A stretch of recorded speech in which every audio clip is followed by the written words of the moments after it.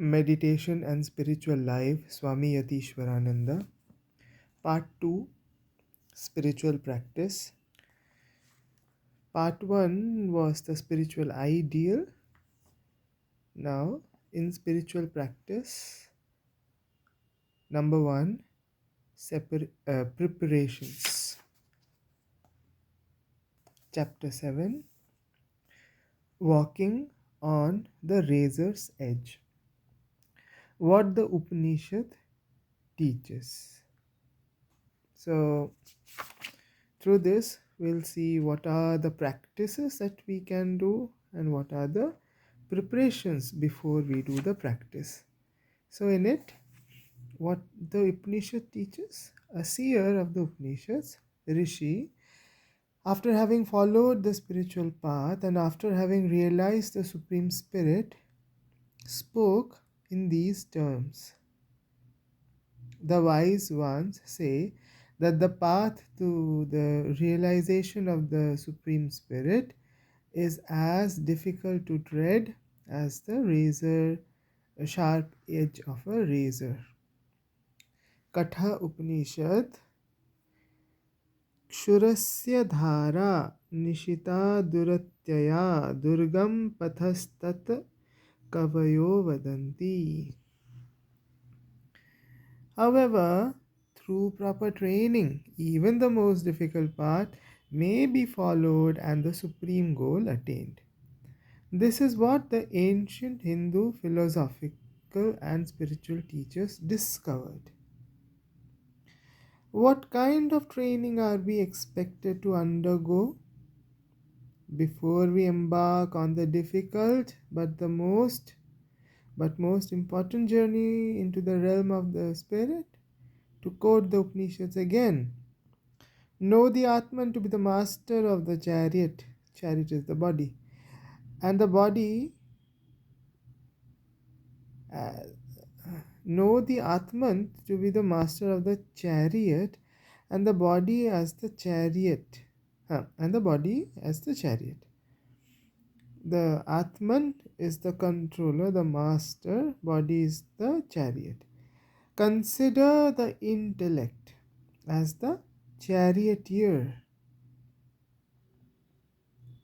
So Atman is the master, but Buddhi is the charioteer, the driver.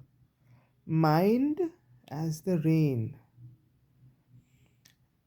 So through the mind, the Buddhi is able to control the horses. The senses, they say, are the horses.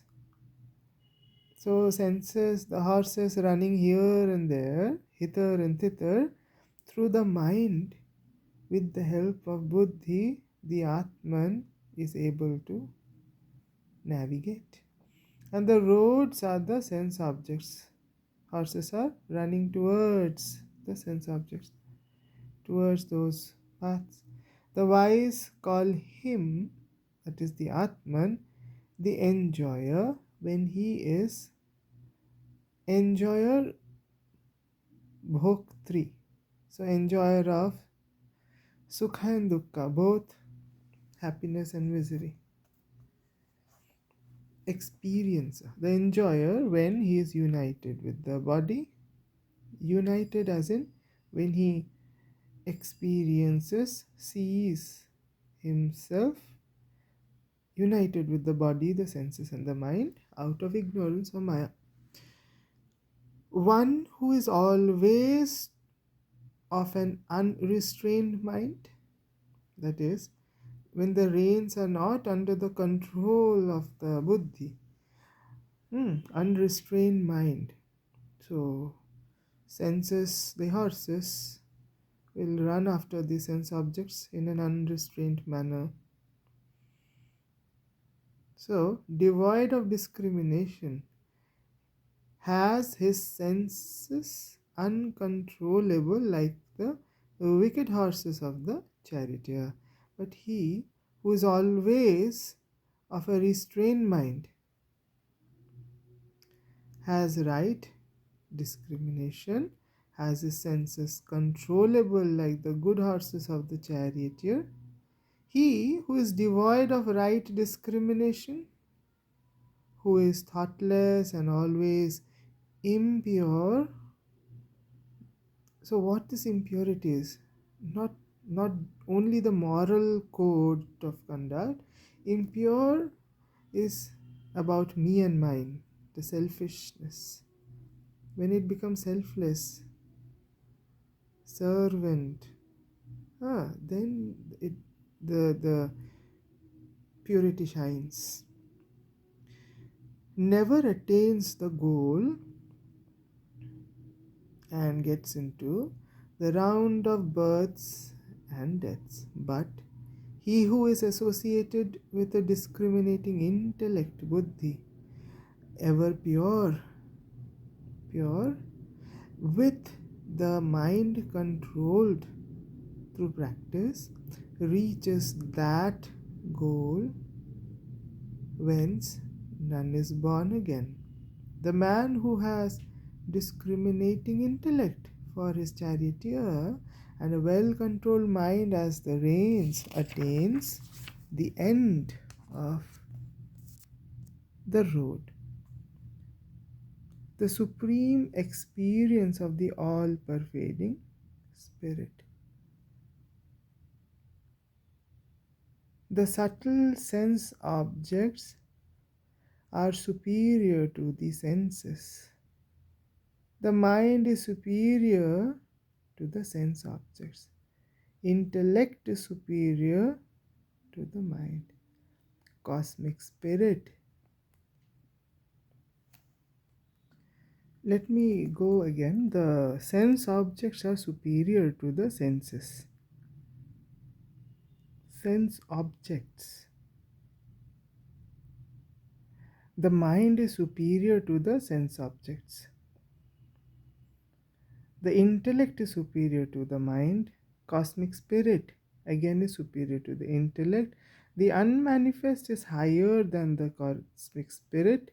Purusha is superior to the unmanifest, but nothing is superior to Purusha, the infinite transcendental spirit. The Atman, the self of man, hidden in all beings, reveals itself not to all, but is seen only by the subtle seers through their one pointed and subtle intellects.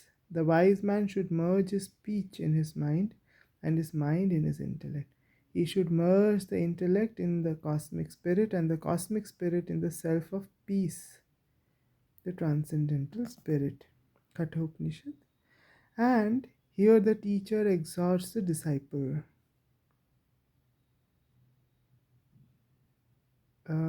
Kathopanishad teacher is Yamaraj, disciple is Nachiketa. And here the teacher exhorts the disciple. Having approached the enlightened teachers, arise, awake, and realize the self, realize the Atman. One becomes freed from the jaws of death only by realizing the highest reality, which is soundless, colorless, tasteless, odorless, immutable, beginningless, everlasting, and which transcends even the cosmic mind. Mahat.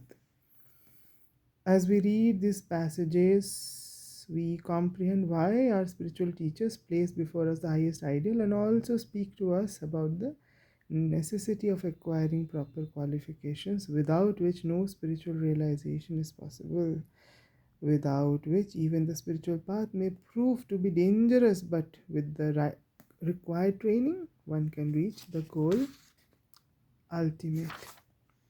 So, Adhikari, and Adhikari means the qualifications, and the Abhyasa, the training.